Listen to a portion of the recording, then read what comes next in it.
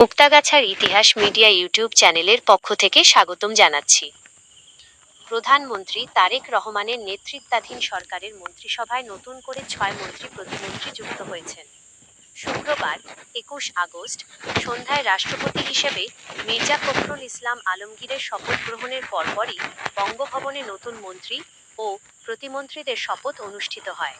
নতুন করে শপথ নেওয়া 6 জনের মধ্যে 4 জন মন্ত্রী এবং 2 জন প্রতিমন্ত্রী রয়েছেন। শপথ নেওয়া মন্ত্রী প্রতিমন্ত্রীরা হলেন আব্দুল মঈন খান, স্থানীয় সরকার, পল্লী উন্নয়ন ও সমবায় মন্ত্রী; ব্যারিস্টার আন্দালিব রহমান পার্থ, তথ্যমন্ত্রী; সাচিং প্রু জেরি, পার্বত্য চট্টগ্রাম বিষয়ক মন্ত্রী; এম রশিদুজ্জামান মিল্লাত, বেসামরিক বিমান পরিবহন ও পর্যটন মন্ত্রী। শুক্রবার সন্ধ্যা 7:30টায় বঙ্গভবনের দরবার হলে নবনির্বাচিত রাষ্ট্রপতি মির্জা ফখরুল ইসলাম আলমগীরের শপথ অনুষ্ঠিত হয়। রাষ্ট্রপতির শপথের পরপরই নতুন মন্ত্রী ও প্রতিমন্ত্রীদের শপথ অনুষ্ঠান শুরু হয়। বঙ্গভবনের একজন দায়িত্বশীল কর্মকর্তা জানান, রাষ্ট্রপতির শপথ অনুষ্ঠানে 1200 এর বেশি অতিথিকে আমন্ত্রণ জানানো হয়েছিল।